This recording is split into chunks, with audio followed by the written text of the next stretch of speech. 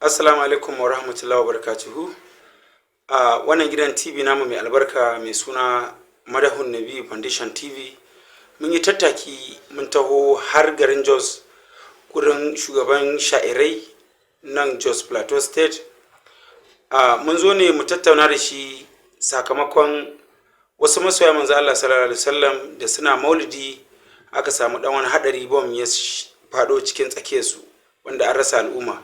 To mun zo mu tattauna ne mu ji lokacin da ka tsinci kanka da wannan labari wani irin alhini ka ji ko bakin ciki ko kuma menene shine muka ce bari mu zo mu tattauna da kai kafin mu bi ku ɗaya bayan ɗaya insha Allah. أعوذ بالله من الشيطان الرجيم بسم الله الرحمن الرحيم والصلاة والسلام على أشرف المرسلين سيدنا ونبينا محمد وعلى آله حق قدره ومقداره العظيم إنا لله وإنا إليه راجعون إنا لله وإنا إليه راجعون إنا لله وإنا إليه راجعون الحمد لله kowane hali muka samu kanmu ba abin da zamu ce wa Allah sai dai alhamdulillah.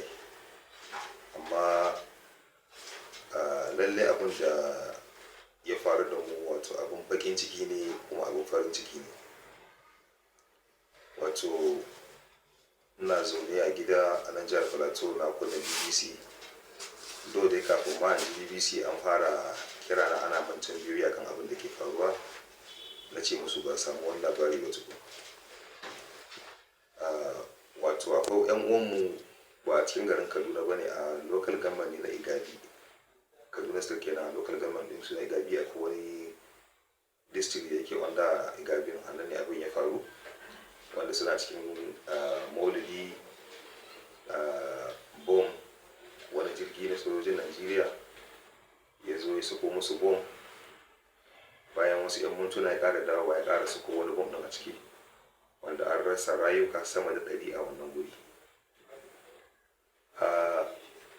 Da na samu wannan labari gaskiya na gigita, na jijigu sosai, ba don komai ba illa saboda farko dai wayanda akan wannan abin musulmai ne, mabiya ɗariƙar Shehu Ahmad Tijjani, sannan masoya shugaba sallallahu alaihi wasallam masu maulidi na musamman. A matsayina na shugaban shu'ara'ul Islam na jihar Plateau, nake magana da babban murya, muke kira gwamnati da lallai a ɗauki mataki akan irin wayannan abubuwa da suke faruwa. Shin shi irin wayannan abubuwan baya faruwa ne sai a arewa? Shin irin wayannan abubuwan bai faruwa sai kan al'ummar musulmai? So wannan abun bakin ciki ne. Shi wannan jirgi da aka ce ya faɗo da wayannan bom, hukumar sojojin Najeriya sun ce tsautsayi ne, abin ya fito ne by accident. Shi accident a inda abu ya faru yanzu ya ƙara ɗiban wasu mintuna sai kuma ya ƙara zuwa wurin ya faru. Ba za mu kira wannan abin a matsayin tsautsayi ba. Abu ne wanda ya alamu sun nuna ana sana aka yi shi. Jirgi yana da abin da yake zoomin na mutane a duk inda suke kafin ya musu abin da zai musu. Sannan 'yan ta'adda suna da kamanni, idan suna zargi suna da tuwon kamar 'yan ta'adda ne a gurin. 'Yan ta'adda suna da kamanni domin suna yawo da makamai ne da mashina da suke fitowa a cikin dajuka. Wayannan kuma wasu mutane wanda suke kewaye a wani guri suna hidimar manzon Allah sallallahu alaihi wasallam. Aka zo aka yi musu wannan abu. Da haka mu muna zargin gwamnatin Najeriya akan aiwatar da wannan abu akan al'ummar musulmai da kuma mutanenmu na arewa. Idan gwamnati babu hannunta kan wannan abun, to muna so mu ga wannan mataki ta ɗauka a cikin gaggawa. Ba za mu yadda irin wannan abubuwan su dinga faruwa a ƙasar mu Najeriya, a arewacin Najeriya, a cikin al'ummar musulmai ba. Wannan abun da a wani yanki ya faru, mutum ɗaya sai hankalin Najeriya ya tashi. A karam kallahu akwai gida mutum ɗaya wanda mutane sama da 30 suka mutu a ciki. Mu muna fitowa filin maulidi ne kwanmu da kwarkwatanmu. Don haka wannan abin da ya faru, an kashe mana mutane masu ɗumbin yawa banda wanda suke asibiti a kwanci. Ba burgewa bane a gurin gwamnati wai ta ɗiba mutane ta kai su asibiti. Burgewa abuwanta shine ta kiyaye abun faruwar abun. Abu da sami ke wannan magana, mu musulmai muna da imanin duk wanda ya mutu a wannan ranar ba zai wuce lokacin shi ba, amma lahu kulli shay'in sababa, a kowanne abu akwai sababi, to wannan sababin akan shi muke so mu magana.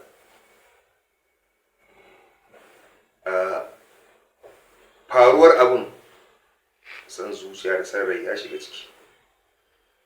A matsayin ku na masu kare haƙƙin al'umma da rayukan mutane, sai ya zama an ce kuma ku ne kuka aiwatar da wannan abun. An yi irin wannan abun a arewacin Najeriya ba ɗaya ba biyu ba. Yau an tumo kan masu karanta maulidi wanda ba su da aiki sai hidimar Allah da manzon Allah da yi wa ƙasa addu'a. Muna kira wa sauran ƙungiyoyi na al'umma, musamman musulmai da suke cikin wannan ƙasa samu. Zan fara da kan shugaban shawarar Islam na ƙasa baki ɗaya, Alhaji Abubakar Musa Madihi, tare da gidan Sharif Rabi Tsohon Baba, a matsayin su shugabanni na masu yaban manzon Allah sallallahu alaihi wasallam, da su kira kuma su gaggauta kira wa gwamnatin Najeriya lallai a ɗauki mataki akan wannan abun, saboda an ce faruwar abun ma ya faru ne a cikin sha'iran manzon Allah, wani na yaban manzon Allah kenan abin ya faru. Da sauran ƙungiyoyinmu irin su Fitiyanul Islam, Munazzamatu da sauran ƙungiyoyi muna da su barkati.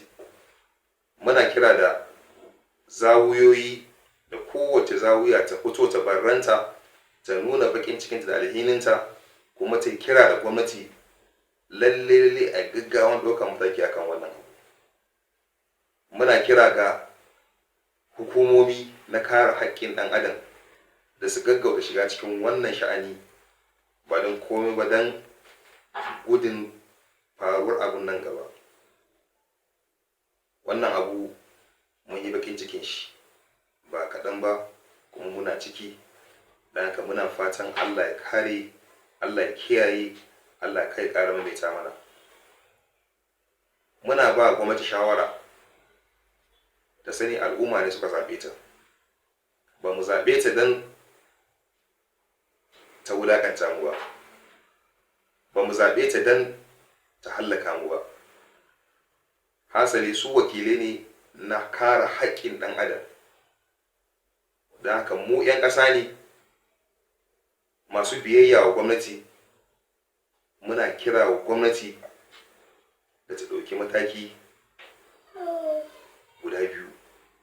Na farko shine akan faruwar wannan abun, a bincike waɗanda suke cikin wannan jirgin, muna zargin su suna sane suke wannan abu.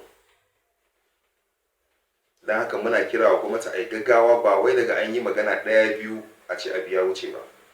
A'a, lalle a ɗauki mataki, kuma mu ga matakin a ƙasa.